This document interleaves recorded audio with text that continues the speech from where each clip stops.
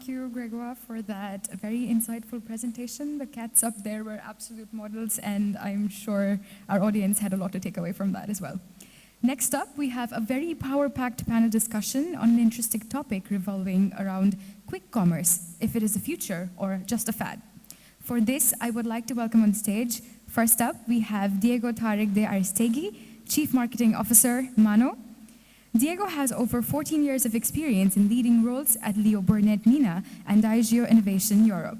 MANO Group Limited is a quick commerce grocery delivery platform servicing several markets across Africa, a recipient of a multitude of international creative awards. He has built brands across several continents, launched new innovations for world-class brands in Europe, and now is out here to prove that quick commerce is a credible value proposition that is here to stay. Can we please welcome him with a huge round of applause? Joining him, we have Khaled Alaa El Din, Head of Experience, talabat. Khaled is an achiever with exemplary organizational skills and exceptionally versatile management with several years of customer experience-centric duties. Being an experienced, hardworking goal achiever, his proficiencies in e-commerce has aided him in gaining valuable insights on improving hands-on customer experience throughout his professional career. Please, Khaled, can we have you on stage? Keep the applause coming, guys, come on. Finally, we have Leo Dovbenko, founder and CEO from Yalla Market. He comes with a whopping 15 years of experience in food tech, retail, and HoReCa experience, and has led 15 successful projects alongside 3 successful startups in the UAE. He would liaise with 500 clients, including Carrefour and Papa John's, during his time in ICO Middle East as well. Leo, can we have you on stage? Keep the applause coming. Finally, moderating this session, please give it up for Abhinav Mishra, Director Strategy from Martechvibe. Abhinav Mishra has nearly a decade of experience working with some leading media brands such as Bloomberg Businessweek, Middle East, Khaleej Times, and Times of India, and now he heads business strategy and commercial at Vibe Projects. Over to you, Abhinav. Thank you, Sneha. Good morning to all our panelists. Thank you for joining us today, and thank you to all the audience for joining us today. Very interesting topic, especially since we are living in an age where attention span is a commodity and everyone wants everything now, right? So on that note, probably Khaled, I'll start from you, is, as I said, that in this age when you want everything now, what are your views on quick commerce, especially when it's seen as something where people make decisions based on impulse? So what are your views on quick commerce? Let's start from there. Well, actually, this is a very good question, and I would like to clarify something. So first of all, Q-commerce is just the natural evolution for e-commerce. So I'll tell you a story that maybe most of us have lived it with e-commerce. So when we've been trying to purchase online the first time, we have been trying to prove the concept first as a customer. So we started with like a very small purchase that it will not make a huge issue if it doesn't arrive on time. And we see after it arrives, so we validate this concept, it works. Same thing happens now with Q-commerce. So when we started that to promise our customers that we will be delivering in 20 minutes or 30 minutes, customers started to validate again. So, and when they saw that it works, so it doesn't become an impulsive again. So they just plan it like how they used to plan the normal e-commerce purchase that used to take 2 or 3 days. So they know now that if it's going to take, if we promise 20 minutes of delivery, it's going to take 20 minutes. So they don't have to place their grocery order now before leaving work. Because they believe in it. So they just can go to home, and as soon as they arrive home, they can place their order, and they can go inside and take the shower, and by the time they finish, their order will be there. So it's not driven by impulse. It gets planned according to the promises and the validations that the customers had. So and since the customers' expectations are rising a lot, and from where I come from Egypt, so now the demand is going crazy, and now we could find even some ways to open a new dark stores from scratch in 7 days. Just imagine how that happened. That's amazing. That's amazing. Diego, same question to you. What are your views when it comes to quick commerce, especially, when you're talking about, is it a fad, is it just a passing fad, or is it something to stay? Thank you. Firstly, thank you, Martechvibe, for having me. It's a pleasure being here. Just to reiterate what MANO is, right, to introduce what our company does. We're a quick commerce delivery platform operating on a dark store model. So what it means is that our customers exclusively buy, purchase, and transact through our application and web portals, and we deliver groceries or household items, anything that basically fits in a box, right, to their doorstep within 30 minutes. And the focus is Africa simply because we see that the unit economics and the path to profitability actually is really attractive there. So when it comes to the impulse question, from our own customer data we've seen, and as Khaled was saying, there's a lot of almost half our customers are actually pre-planned purchases. So it's highlighted by the actual order size. We see much bigger order sizes that can actually sustain them throughout the week, and we see that in terms of frequency, they come back every 7 and 10 days. The remaining customers are definitely driven by impulse, right? And it's highlighted by smaller basket sizes and with much higher frequencies. They come back to us every 2 and 3 days in that sense. But I think what really connects them all, right, is that we're all subjects of a new culture of immediacy. And as a species, I think that we're always an impatient species. Our relationship with time has changed, and our expectations has changed because of companies like Uber and the industry of quick commerce. So I think that from a behavioral point of view, humans are not going to become less impatient. I think that we're going to require more immediacy as we go forward with the advances of internet. So this is not going to change for us. And another very massive benefit of this industry is the actual convenience that we provide to customers. And also this is something that people value, and that's not something that's going to go away anytime soon. On the point of being impatient, that's a very good point. I have another question that will come back to that. Leo, coming to you, what I want to ask you is that, do you think that quick commerce, especially now, do you think it is something that should definitely be a part of brands, for brand strategy, or that is something right now a brand can do without? So, it depends, because quick commerce actually it's very large supply value creation chain. So it's like mobile app, having super app itself, it's like first business, then making fulfillment, it's second business, and doing delivery, third business. When we started, we were trying to do all these three parts, and actually we got to know that it's simply impossible.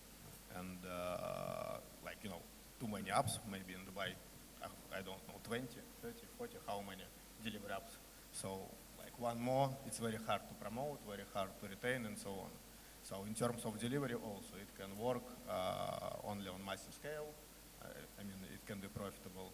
So doing all these three parts together, we understood that our maybe main competence is in fulfillment. So it's creating selection of items and fulfilling it without mistakes, in 2 minutes and so on. So all the rest is not our business. So that's what we got to know about Yalla market. So right now we are slowly moving from fully B2C model to fully B2B model. So our dark stores, we can say, will serve another apps, and someone else delivery guys will serve our dark stores. So that's how it will be. And speaking about any retail, I think it's same. So main asset of any retail, it is supply chain. It's like private labels, assortment, the ability to have items available on shelves. So, and looking into this, so I think any chain can select which part of this value creation chain is best fit and focus on it. Because if you will try to do everything, it will be very hard to compete with talabat or with very well developed apps, because simply it's another business. Leo, while you're speaking about how you are, what Yalla Market is doing right now, that also made me think about a question, especially when aggregators are thought of helping small players with their delivery range and visibility. How do you see that? How do you see an aggregator's role in this era of quick commerce, helping small players achieve that through quick commerce? Do you see that there is an alignment over there, or do you think it can be a separate thing altogether? It's also about value creation chain. If there is some specialty store, for example, of organic goods, it's small family business, it's profitable, all fine, and they even have delivery like let's say in one area, Tacoma or Palm, Jumeirah or something. So, and then they want to scale. So they have two choices. One, to raise money somehow and start opening new physical locations. And another way, they can simply start doing quick commerce or e-commerce, so speed maybe not so important in specialty stores, and scale the business through delivery, like next day all Dubai, day after next all Emirates, 1 week later all GCC. And that's what quick commerce platforms and all such kind of players can deliver together. Like there are aggregators who can sell items, there are fulfillment centers who can fulfill, and there are delivery companies who can deliver. So an entrepreneur in this structure is just the man who knows what items need to be here and for whom and what for and so on. Thank you so much. Khaled, coming back to you and speaking about quick commerce and CX, right? How do you think quick commerce will help deliver better CX when it comes to customer journey? Because quite honestly, I see more opportunities for a brand to hurt themselves trying to get into quick commerce and become a master at it than to do good. So how do you think CX and quick commerce can go hand in hand? And how can quick commerce deliver better CX? So as a tech company, we really depend on our technology to ensure that. So this is one of the main key factors that we utilize to make sure that we balance, that we don't hurt ourselves and to impress the customers. So I will give you like very small examples that maybe most of us have witnessed during our purchases with talabat. So we have this recommender system. It's a very simple tool. It looks like a very simple tool and the customer ends. However, you said it. However, it's a very complicated process when it comes to the back end and the technology. So how can I make sure that I recommend the relevant items to you based on your preferences and your history? And it becomes even more challenging when a new customer who's trying to purchase the first time, how that will work for him. So I just want to make sure that I will recommend something that will appeal this customer based on the very limited data he provided us while he was signing up.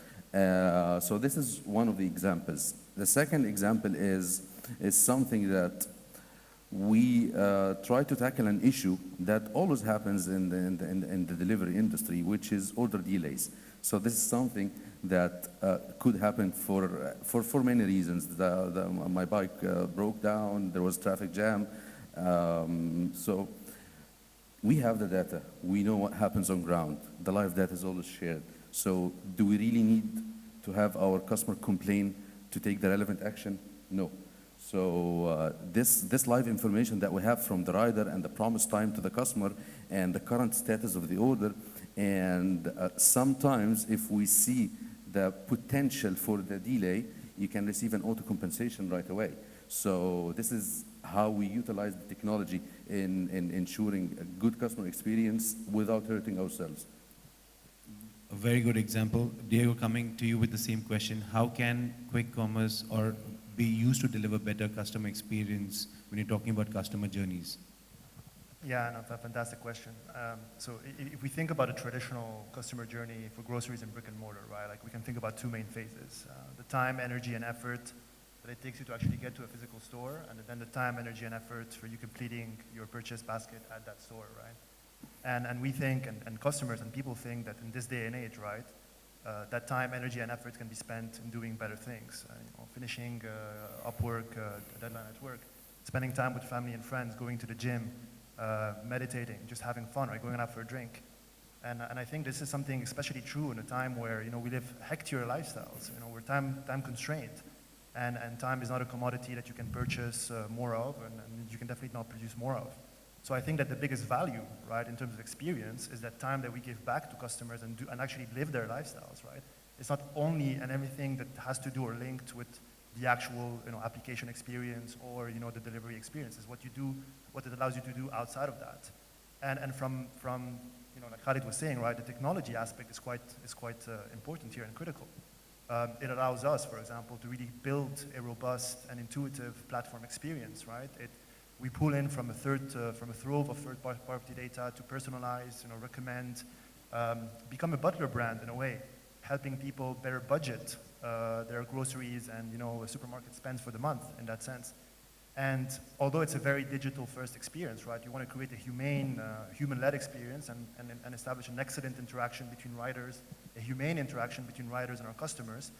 And what's missing also from the traditional, customer journeys, right, is that you've never really had an after-purchase customer experience. Like you buy something, you go back home, and that's it, right? You're completely on your own. So we have the opportunity to implement a best-in-class after-purchase customer experience, which was completely absent in the past. One thing, though, that we cannot substitute, and one thing that we cannot become an alternative to, is the sensorial experience of going to a supermarket and seeing a beautiful fruit and veg display, right? That's a very sensorial experience. Or going to your favorite fishmonger or butcher and selecting that perfect cut of protein to prepare for your meal. So I think one of our store managers said it best, because he's in daily contact with the customers. He sees the daily operation in the back end, in the dark stores. That he said something beautiful. He said, "We are shopping on behalf of our customers. So we have a massive, huge responsibility to put ourselves in their shoes, right? To live up to their expectations, to live up to their standards. So it is our responsibility to source the best products. It is our responsibility to make sure that we pick the best products. And what we deliver, it actually looks like the avocado that you've clicked on a beautiful image on our application, as opposed to getting something that looks nothing alike. And that's something that's a massive responsibility that we have, and that is very much part of the customer experience. So this idea of like really putting yourself in the customer's shoes, the data, the technology, and the time giving back. So a lot of benefits there. And I think that's a great example, because that's why we see a lot of brands now focusing on the brick and mortar stores being more of an experience center rather than just being a retail store, right? They try to ensure that they have the right experience when they enter. It's not only about shopping the products, but the way they go about doing it. Yeah, on that point, there's a lot of predictions that people are predicting the end of this, end of that, and at some point I think people were predicting the end of brick and mortar, which is not true. Amazon, for example, their double-digit growth is actually coming from brick and mortar, because they definitely revolutionized the experience, but it's also like this digital that you were talking about yesterday. So it's never like either or, I think. It's whatever you do, just do it very well. Absolutely. And I think you stepped on a nerve as well when you mentioned about what you see in the app as a picture and what you get when you order. So yes, in Europe, we all have faced that. Yeah, in Europe, where I'm based in Madrid, in Europe, you really don't get what you order, right? If you order an avocado, you get something else, unfortunately. Absolutely. Leo, coming to you, we know, of course, Q-commerce is interesting. Brands are interested in that. But and there's a race to, consistently meet the expectations, the ever-rising expectations of the customers. Now, do you think but Q-commerce can be executed, or they can help meet these rising expectations, but at the same time, and that too consistently? I think meeting an expectation, a one-time thing is okay, but when you have ever-rising expectations, that becomes an issue. Can that be maintained consistently, also along with maintaining healthy margins? Do you think that is possible, or it's still far away? There's still time for that. So regarding stability, obviously e-commerce is very, very operational and very, very grounded business, but it's quite possible to maintain promise. Maybe even, to be very fast is not so important. More important to be sustainable and stable. If you promise at 20, then it's 20, not 40. If you promised 40 sometimes in peak hours, it's okay. So that's the point. So regarding, in terms of profitability and all the stuff, so luckily we are in GCC, so I believe this is only one region in the world where it can be business in general. So because obviously in Europe, in London, in USA, so people will never have super fast delivery because rider salary is $20 per hour, and it's regulated by government. And when average order value is $20, nobody will pay $10 per delivery. Investors maybe will pay for a while, but then once upon a time they will understand that it was quite mad idea. So I believe like for well-developed market, fastest one is next day. I think this will be express for them. Here in GCC, fast will be like maybe 15, it's, too mad and, too much promise, but 30 minutes and being profitable at the same time, I believe it's very good balance for this market. Sorry, Khaled, taking a cue from what Leo said, he mentioned a very interesting point, and if you're promising a certain delivery time, and in peak hours, if it goes above that, it's okay.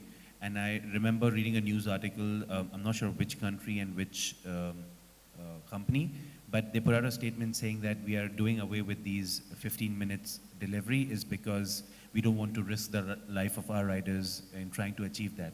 So if you want to work with us, this is what it'll take. It'll take minimum of 30 minutes, 40 minutes. And I'm personally, like for example, in the case of talabat, I'm personally a fan of the 20-minute delivery. It comes and it's very convenient for me. But do you think, the same question, do you think these ever-rising expectations can be met along with maintaining healthy margins for brands? The answer is yes, it can be met, because you need to be realistic about the promises that you give to the customers to set their expectations correctly. So I would give you like a very small example about one of the things that we do in talabat Egypt, which maybe it's not applicable here if you look at the GCC, or maybe it happens in a very rare cases, which is about the rain. So in Egypt, it rains a lot, especially in the northern areas during the winter, starting from October till maybe like May. So that requires a completely different setup for the delivery and how it works, and what do you promise the customer with. So customers are aware about what's happening. If there's like a major football game for the national team is happening and the streets are blocked around it, so they know what is happening. The key here is to set their expectations correctly. Many companies tend just to notify the customer and to apologize. Hey, you may expect some delays, and full stop. No, this is not the case. So getting back to the rain point, so just to give you a very small example, so we built like a small playbook for what happens when it rains, especially in Cairo. When it rains, it becomes very, very messy. Streets are blocked. Riders will have to take like longer routes with no blockage, and we don't have to shoot the delay notification all across Cairo, because Cairo is huge, so it may rain on the east and it does not rain on the west. So, and we make sure that we notify the relevant customers about this, and we make sure as well that we take care of our riders. We provide them with the relevant kits. They are definitely going to get wet. It's not going to be a good experience at all for my customers today if I have like thousands of riders on the streets working without the relevant kits, and tomorrow all of them will be sick due to the cold weather and the rain they endured the previous night. And on the following day, it will not be a good experience for the customer. So we go to the smallest details of this example I just told you, and we set the customer expectations correctly, and we cannot keep on promising them we are going to deliver in the same 20 minutes that we have promised you with, because it will be really challenging. And as you mentioned, we will be risking our riders' safety, and we really don't know this. And as you can see that even my title is Head of Experience, I take care of the rider experience as well. So this is one of the fundamental elements that we at talabat take care of all the time. So it's just as equal as customer and vendor experience. Rider experience is one of the main keys as well. And you mentioned a very right thing. I remember that once out of the blue it rained in Dubai, and I remember trying to order food to the app, and it was very clearly mentioned that because of the rains, we stopped delivery services for some time to ensure the safety of our riders. And all that time I was like, where am I going to get my food from? But I think that's an inconvenience we can afford. And also at the same time, because we are so used to these conveniences, that small inconvenience seem to matter a lot. Diego, same question to you. Do you think you can meet the expectations, meet the margins, or do you think brands still need to get that right, or it's way off? Well, I think so far the majority of players in quick commerce have been focusing on the wrong key metric, which was speed. And don't get me wrong, speed is important, right? But it doesn't have to be the one key metric that rules them all, in a sense. And if you think about it, honestly, is there really a difference between 30 minutes and 10 minutes, right? Like, I think there's no incremental added satisfaction, no incremental added value. You can even think about the law of diminishing returns, right? But there's even like, yes, there is a difference of satisfaction between 2 hours and 30 minutes, granted. At some point, it really becomes really marginal in that sense.